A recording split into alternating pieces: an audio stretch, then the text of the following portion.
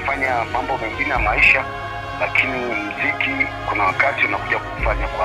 Kwa mwaka huu nadhani nitaachia nyimbo, lakini panapo uzima kwa mwaka 2026 hapo sasa nitaanza kuachia nyimbo, kwa sababu kwa sasa hivi tu si unajua tena masuala ya maisha, na nyakati lazima tujipange vizuri ili maisha yaende sawa na huduma iendelee, kwa sababu kwa muziki kitanzania sio biashara.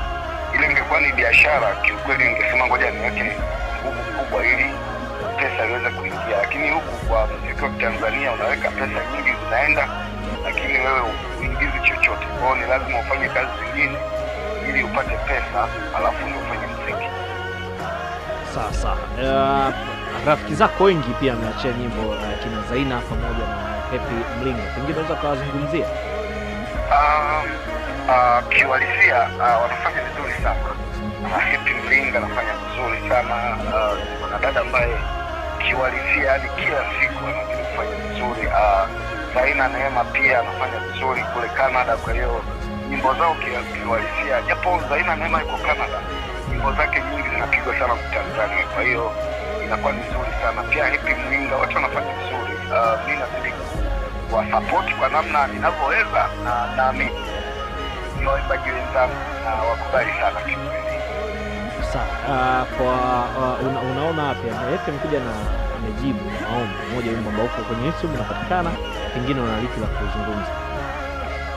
Amejibu maombi, ni wimbo mzuri na unasikiliza kwa makini, na nikaona kabisa pia amebadilika kwenye ule uimbaji wake, tofauti na ile aliyotoa juzi kati ile. Baada hii amejibu maombi, amekuja na uimbaji wa aina nyingine. Kwa hiyo ni wimbo mzuri sana na unabariki, na kwa yeyote ambaye labda hajasikiliza anaweza kapitia pale kwenye YouTube channel ya Happy, akaingia pale kusikiliza wimbo amejibu maombi na akasikiliza nyimbo nyingine zaidi na akaweza kubarikiwa. Sasa tuhitimishe pengine kwenye mitandao ya kijamii unapatikanaje, na biashara nyingine ambazo unafanya kwa ajili ya kuweza kuisupport huduma yako ndio?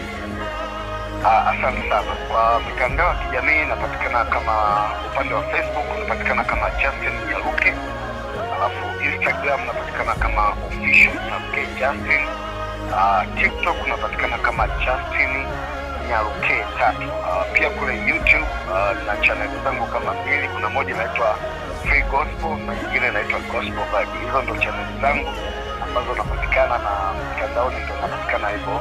Lakini pia biashara yangu kubwa ambayo nafanya mimi, natengeneza na naunda mashine kama biashara yangu kubwa kwa wale watu ambao wanafanya biashara labda ya kuzalisha unga, ugali wote ambao watu wanapenda kula mashine, mimi ndio mtengenezaji mwenyewe. Kwa hiyo ndio kazi yangu kubwa ambayo naifanya kwa hapa Dar es Salaam. Sawa, mawasiliano wako hitimisha.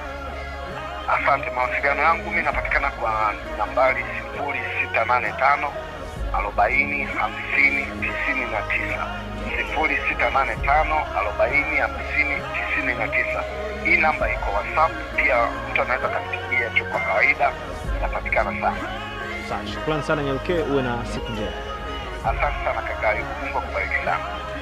Basi alikuwa ni Justin Nyaruke, tumezungumza naye, naamini kuna kitu kikubwa sana ambacho